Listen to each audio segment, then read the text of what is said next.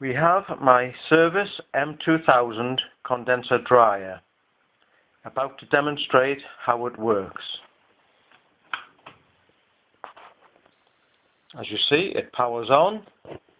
I then select a drying cycle.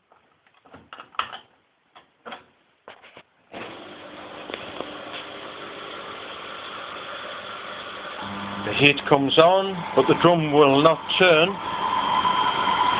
I can then start the drum by hand, and all is fine and the clothes will dry. However, when the drum tries to reverse, it will stop and I have to start it by hand again.